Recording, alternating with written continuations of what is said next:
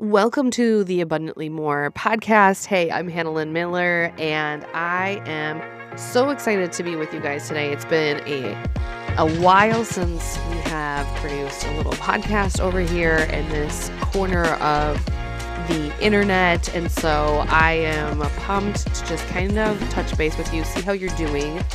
Did you make it through February? Was it the longest month of your life like it was for me? Please let me know. Today, we're going to talk about abundance and how that can impact relationships because I didn't get to this on February. And the topic that I wanted to talk about in March is a little too personal. I plan every content month a year in advance. So this is not something that is totally pertaining to my life in the moment. And so that's why I do that, so that no one can feel like, oh, Hannah's talking about something personal, because I'm not. But because of stuff going on in my life, I decided not to talk about the topic that I was going to talk about in March. And I will just move everything because, and probably skip that topic because it's a little too personal. It's about siblings. And as much as I think that a lot of my clients talk so much about sibling dynamics and it impacts their life and da-da-da-da, I personally do not want to get into it with my siblings. So I'm skipping that all together. That is the life of a therapist. I mean, it is personal. What you study, what you talk about, what you want to work with clients. I mean, you can talk to any therapist, and the reason why they do their work usually has to do with something that they've experienced themselves, especially if it's something specific and niche. It usually has to do with their own personal life. So it is very personal for us therapists, and that's why some topics can get a little spicy if you decide to talk about it online. Anyways, for that reason, we're talking about abundance. And I know abundance mindset can be kind of interesting. I think a lot of the self-help world has taken this by storm, this topic. And I want to talk about it just because I think it's so interesting, especially when we talk about abundance mindset in the context of anybody working with maybe kids and bullying. And I think it's interesting how much they can be connected when it comes to a small mindset on taking it's a very psychological thing. And so I'm doing a horrible job explaining why this is important to me and why I would like to talk further about it. And of course, as soon as I sat down, my little nugget woke up. Abundance mindset is the belief that there is enough time, love, opportunity, creativity, provision. It is not pretending that life is easy. It's not toxic positivity. It's choosing to trust over fear. It's choosing to focus on what you do have enough of versus what you don't. How it shows up and how scarcity shows up. Scarcity says, if someone else wins, I lose. Abundance says, their win can inspire mine. Scarcity says, I'm behind, where abundance says, I'm on my own path at my own pace. Scarcity will say, I have to control everything. Abundance says, I can do my part and release the rest.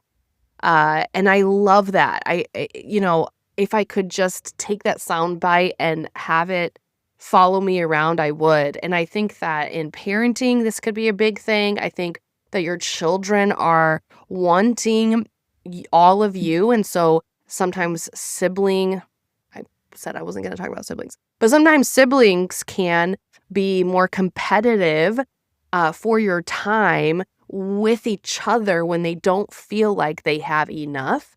And so being able to parent out of abundance and saying, I have enough for all of you to go around, and let's work on that. That can minimize the competition.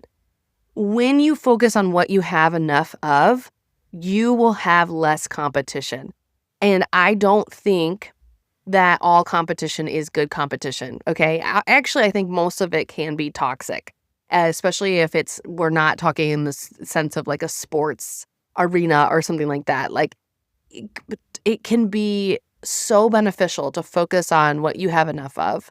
And when we have a faith lens, to look through, abundance is not more stuff. It's a posture of gratitude, stewardship, and peace. It's trusting God's good character, even when circumstances feel tight. And it can be hard to stay there. When we're talking about like the nervous system too, scarcity often lives in the body of urgency, comparison, hypervigilance, PTSD symptoms. Abundance practices helping the body feel safe again enough to be present. You can see scarcity a lot when somebody has experienced the trauma of poverty or homelessness. That could be childhood trauma. That I would say is big T trauma, okay? Common traps to name gently, hustle as worth. That can be like with the stem. I think scarcity can come from the stem of workaholism, comparison, scrolling. Hey, maybe you need to cut it out with the scrolling because you're comparing yourself way too much. Fear-based budgeting. That's like really pinching down on pennies when you're thinking about finances. That's not good for your family. That's not good for anyone. And it can be really damaging and controlling. A lot of abusive situations can happen through finances, and it could be just because of fear-based scarcity mindset. Perfectionism, that can really be a trap to fall into, where the scarcity is, I have to be perfect, because if I'm not, then I'm not going to receive A, B, and C. I have to be better than. Another mindset is I will start when, da-da-da-da. So it's thinking, it stops you from doing and creating because you feel like you're not enough. 3 practical shifts. Name the story. So out loud say, what am I afraid will run out? Time, money, attention, approval, energy. What is it? Practice enough language, okay? I have enough for today. I can take the next right step. So taking smaller bites, maybe. Move into stewardship. So make plans, take one action, ask for help, rest without guilt. Those are things that you can take steps towards to steward better and well what you have. I know for me, it's really important that my husband and I have a timeline of, hey, when can we get things moving? Well, we bought a house a year and a half ago, and I want to make some changes. And I'm like, I want to make this a home. I want to make sure we put our stamp on this. I don't want to wait for the next house, right? And my husband was like, cool, okay, let me give you a timeline. Let's say this summer. And for me, I was like, that is perfect. Like, that's great, that is a way more helpful than, hey, we don't have money right now. Let's talk about, when do we have money? When is the plan to budget well, and when are we predicting that we will have money for what we want to do next? Here's a question to ask yourself. Where am I living like God is withholding? What would I change if I believed I am truly cared for? What steps would I take? How would I be courageous? What risk is probably the wrong word here, but what are those steps that I would take that I'm no longer taking because I'm just holding out for what's next? Like, if you can't see me on video, but I'm just clenching my fists. Sometimes life can feel that way, especially when you have this scarcity mindset. And here's the thing, I want to be empathetic towards those feelings. Like, there's probably something in your life that has made you feel like there wasn't enough at some point. And we need to look at what is practically happening in your life. Is that true? And measure it up with truth.